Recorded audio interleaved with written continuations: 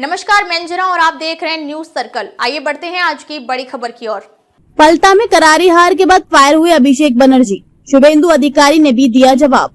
पश्चिम बंगाल की फलता सीट पर हुए चुनाव में बीजेपी के देवांशु पांडा ने अपने प्रतिद्वंदी माकपा के शंभुनाथ कुर्मी के खिलाफ कम से कम 1,09,021 वोटों से जीत हासिल की है। इस सीट पर कांग्रेस के अब्दुल रज्जाक मुल्ला मात्र 10,000 वोटों के साथ तीसरे नंबर पर रहे। वहीं टीएमसी के जहांगीर खान चौथे नंबर पर खिसक गए। चुनाव परिणाम के बाद डायमंड हार्बर सीट से टीएमसी सांसद अभिषेक बनर्जी ने चुनाव आयोग में स्पष्टीकरण मांगते हुए कहा कि इस चुनाव में बहुत सारी विसंगतियां पाई गई हैं। उन्होंने कहा कि पहली बार चुनाव के बाद 3 बजे तक केवल 2 से 4 राउंड की गिनती पूरी हो पाई थी, जबकि इस बार 3 बजे तक 21 राउंड की गिनती पूरी हो गई।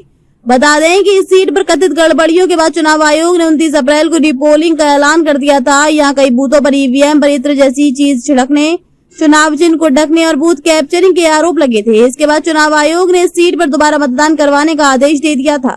रीपोलिंग के दौरान सभी 285 सीटों पर किसी प्रकार के तनाव की खबर नहीं मिली। यहाँ दोबारा हुए मतदान में शाम 5 बजे तक 86% लोगों ने वोट डाल दिया था। टीएमसी के प्रत्याशी जहांगीर खान ने पहले ही मैदान छोड़ने हुए चुनाव न लड़ने का ऐलान कर दिया था। हालांकि ईवीएम पर उनका नाम दिखाई दे रहा था। अभिषेक बनर्जी ने कहा, फलता से टीएमसी के 1,000 से ज्यादा कार्यकर्ताओं को भगा दिया गया। वहीं चुनाव आयोग आंखों पर पट्टी बांधे रहा। दिन दहाड़े पार्टी कार्यालयों पर हमला किया गया और आचार संहिता का खुलेआम उल्लंघन किया गया। अभिषेक बनर्जी ने कहा कि लोगों के नाम डिलीट करवाने वाले निर्वाचन अधिकारी को बंगाल का मुख्य सचिव बना दिया गया है। सबसे चिंता की बात है कि बीजेपी को छोड़कर बाकी दलों के पोलिंग एजेंट्स को भी भगा दिया गया। ये देश में निष्पक्ष चुनावों पर बहुत बड़ा हमला है। सीएम शुभेंदु अधिकारी ने कहा कि 15 साल बाद लोगों को वोट डालने की आजादी मिली है तो सारा सच सामने आ गया है। टीएमसी माफिया कंपनी बन चुकी थी। राज्य की मशीनरी का इस्तेमाल करके जनता का पैसा खूब लूटा गया। उन्होंने कहा कि डायमंड हार्बर मॉडल ही टीएमसी की हार का मॉडल बन गया।